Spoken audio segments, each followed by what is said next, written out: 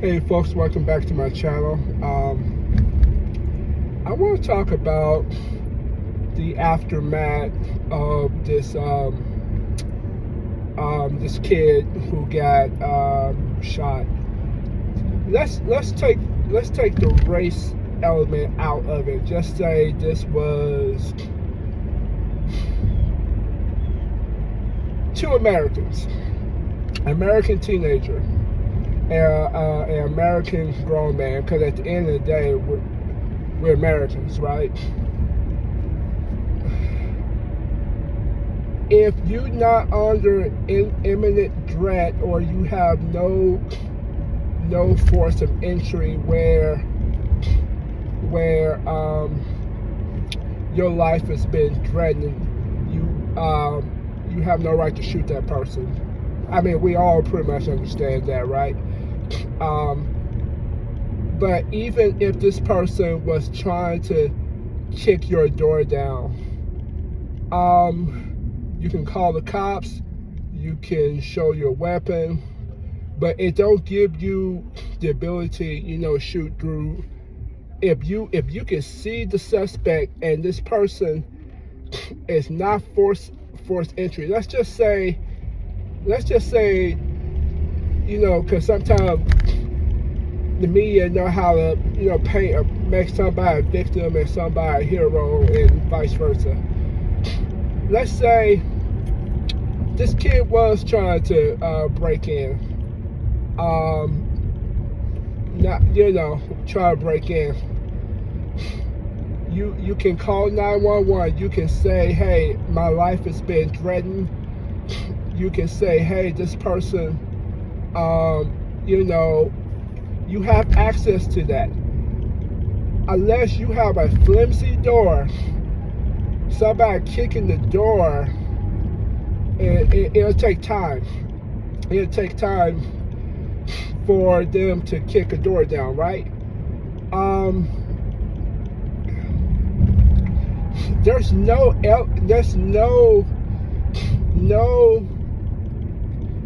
way they can justify this shooting. Only how you can justify the shooting if you try to criminalize the person as a person who got a history of petty theft. But as you already know, they already researched and know this kid's innocent. What? There's nothing you have that you can hang on that this person was defending his property. Somebody knock on my door is not the same. It's not a right for you to shoot. So I'm saying, think of this in legal and not with morality, and not with someone with a moral compass. Let's just think legal. If somebody knocking on your door, Amazon can be knocking on your door. You can't say, well, I felt threatened for my life. What is reasonable cause that you have to use excessive force? Because I believe this is a felony, right? Two charges felony, where your life is under imminent danger. Your life is not imminent danger. Now, granted, you can say this person has mental health. The person who shot, he has issues of mental health. Let's say he lost his son 5 years ago, and he's going through severe depression. Well, you can question if he has mental illness, if he had his driver's license revoked because of becoming senile. Maybe his wife was taking care of him, and he, it's so many ways you can take this case on a legal situation. And granted, we got to hear both sides of the fence, but it's gonna be very tough. This is gonna be a tough case to fight. I would love to see what John from Active Protection Extra,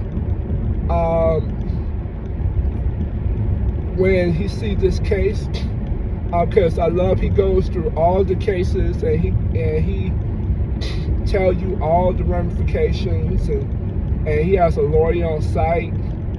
But I just can't see it from the castle doctrine. Stand your ground, make my day, which was actually a law in Colorado, actually in 1985. I read up on it.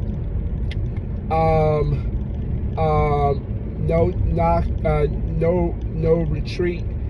This doesn't fall under none of the category. Your only way how you can say that you shot this kid was this person had a gun and he appeared to have a weapon on him.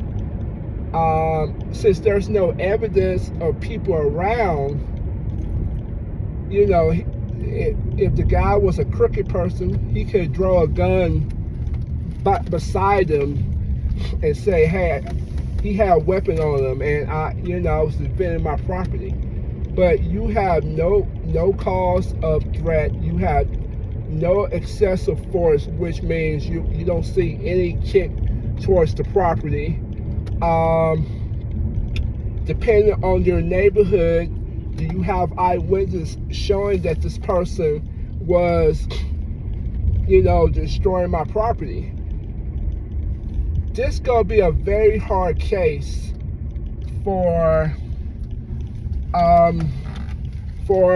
that old man to win this one. It's gonna be hard. It's gonna be flat out hard. And then you have to take the public outrage. That's gonna be a factor, and people want justice. Sometimes we can go to extreme left or right, depending on the political, but still, people have peaceful protests, which they have the right to do. This is tough. This is flat out tough. This is a tough case to justify force with a deadly weapon. Even if you have less lethal and you say you hit this kid, you're an 80-year-old man hitting a 15, 16-year-old kid with a weapon who has no priors, has no misdemeanors, no theft or robbery. He was a honors student at his school. It does not look good legally. It does not look good. Now, those who say, well, the kid should not be on his property. What is your property? The water utility people checking your water, they don't have right to your property either. The mailman who may deliver a package, he does not have a right to your property. What is your property? Where, do you have a gate? Do you have a gate that says no trespassing? Still, there's nothing you can say to justify you shooting this kid. It's nothing. I'm not even putting the race element. I'm not putting the political Democrat, Republican. I'm just taking this just by case.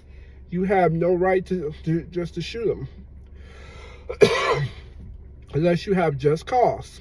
If you don't have just cause, you just can't just stick out your gun and just shoot him. Now, you may say, hey, I have a weapon, but even then, you may not want to tip your hand and say, hey, I got a weapon. Maybe the element of surprise.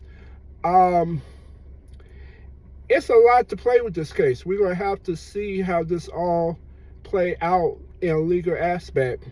But just based upon everything I read, it doesn't look good. Only thing that old man got is that I'm 80 and I'm senile.